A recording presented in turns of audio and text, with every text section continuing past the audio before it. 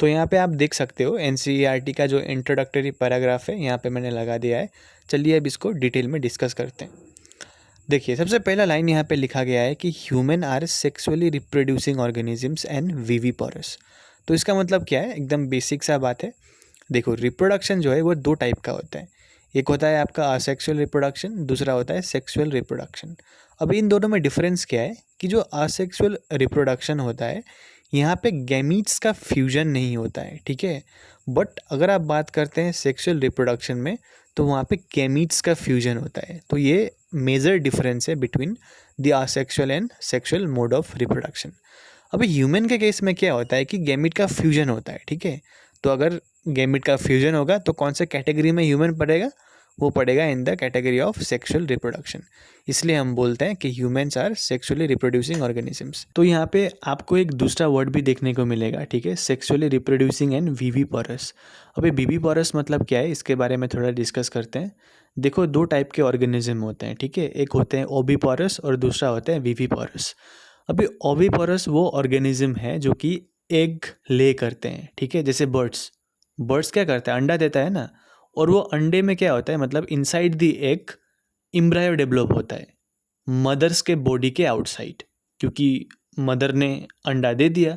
अभी उस अंडे के अंदर एम्ब्रायो का डेवलपमेंट होता है जो कि मदर्स के बॉडी के बाहर है।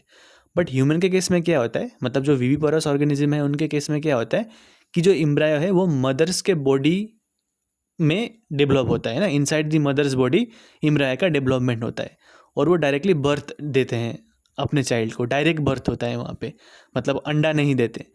तो ओविपोरस के केस में लाइक अंडा देते हैं ऑर्गेनिज्म, बट विविपोरस के केस में डायरेक्टली बर्थ देते हैं, ठीक है।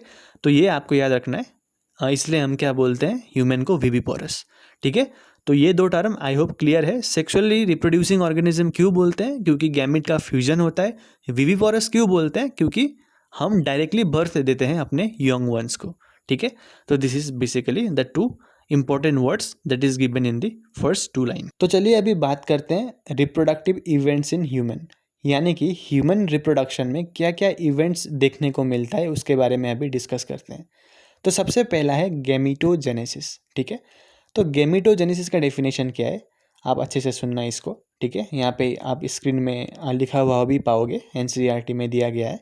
तो गैमीटोजेनेसिस का डेफिनेशन ये है कि the process of formation of gamete. तो जैसे मैंने आपको पहले कहा था कि humans are sexually reproducing organism, क्योंकि वहाँ पे गैमीट का फ्यूजन होता है। तो अगर गैमीट को फ्यूज़ करना है तो ऑब्वियसली फॉर्म भी तो होना पड़ेगा ना, तभी तो वो फ्यूज़ कर पाएंगे। तो यही जो प्रोसेस है जिसके द्वारा गैमीट का फॉर्मेशन होता है, इसी को हम क्या बोलते हैं, गैमीटोजेनेसिस। तो मेल के केस में इसको बोला जाता है स्पर्मेटोजेनेसिस, क्योंकि मेल गैमीट क्या है, स्पर्म। और फीमेल के केस में इसको कहा जाता है oogenesis, क्योंकि जो फीमेल का गैमीट है वो है ओबम, ठीक है। तो ये आई होप आपको जो फर्स्ट इवेंट है ह्यूमन रिप्रोडक्शन का वो क्लियर है, दैट इज गैमीटोजेनेसिस। चलिए अभी बात करते हैं दूसरे इवेंट के बारे में जो कि है इंसेमिनेशन। तो जो मेल गैमीट का फॉर्मेशन हुआ, अभी हम इस प्रोसेस में क्या करेंगे, जो मेल गैमीट है उसको ट्रांसफ़र करेंगे इन दी फीमेल जेनिटल ट्रैक्ट। तो इंसेमिनेशन का डेफिनेशन क्या है, the process of transfer of male gamete into the female genital tract. इस प्रोसेस को क्या बोलते हैं, इंसेमिनेशन, ठीक है। तो देखो अभी इंसेमिनेशन के बाद जो नेक्स्ट इवेंट है उसको हम बोलते हैं फर्टिलाइजेशन, ठीक है। This is the next event after insemination. तो यहाँ पे बेसिकली क्या होता है कि जो मेल गैमीट है वो फ्यूज़ करता है with the female gamete.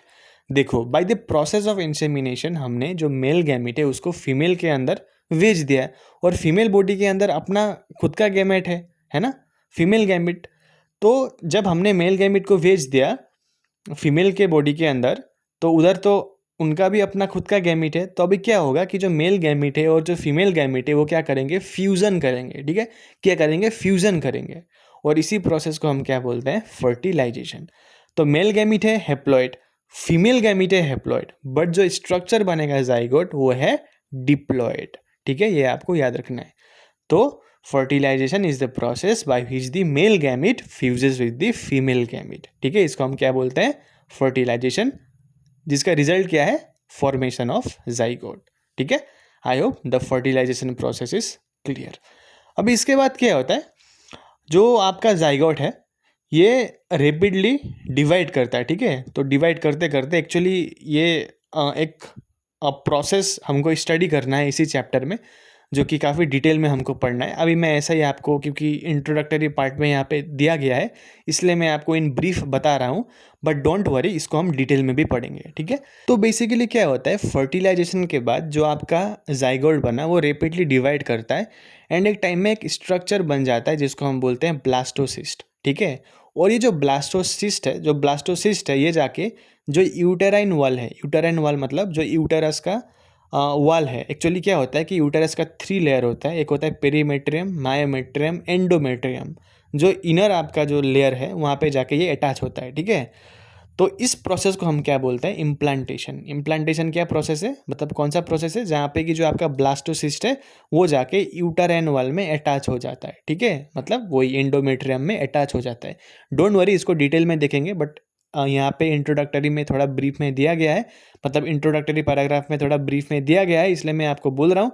But अभी तक इतना ही आप याद रखो कि जो ब्लास्टोसिस्ट है, जो कि मतलब रेपिड डिवीजन ऑफ जाइगोट से बना है, वो जाके जब यूटेराइन वॉल में अटैच हो जाता है तो इसी प्रोसेस को हम क्या बोलते हैं, इम्प्लांटेशन, ठीक है। I hope clear. तो अभी इम्प्लांटेशन के बाद जो नेक्स्ट इवेंट है उसको हम बोलते हैं जेस्टेशन। देखो जेस्टेशन में क्या होता है, एम्ब्रायनिक डेवलपमेंट होता है, ठीक है। ऑर्गेन्स वगैरह फॉर्म होते हैं, ठीक है, और रेपिड डेवलपमेंट हो जाता है एम्ब्रायो का। तो इसको हम क्या बोलते हैं, जेस्टेशन बोलते हैं।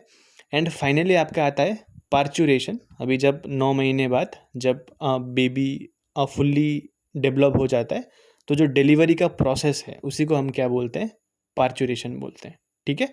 सो दिस आर दी इवेंट जो कि आपको ब्रीफ में अभी फ़िलहाल याद रखना है। काफ़ी कुछ हम डिटेल में पढ़ने वाले हैं इस चैप्टर में, ठीक है। तो चलिए अभी जो इंट्रोडक्टरी पैराग्राफ है उसका एक आखिरी चीज़ के बारे में डिस्कस करते हैं। वो है कि जो स्पर्म फॉर्मेशन है वो ओल्ड मैन में भी आपको देखने को मिलता है, ठीक है। अगर एक मेल है जो कि ओल्ड एज में है, इवन वहाँ पे भी आपको क्या देखने को मिलेगा, स्पर्म फॉर्मेशन, ठीक है। मतलब वो जो मेल है वहाँ पे स्पर्म फॉर्मेशन जारी रहेगा।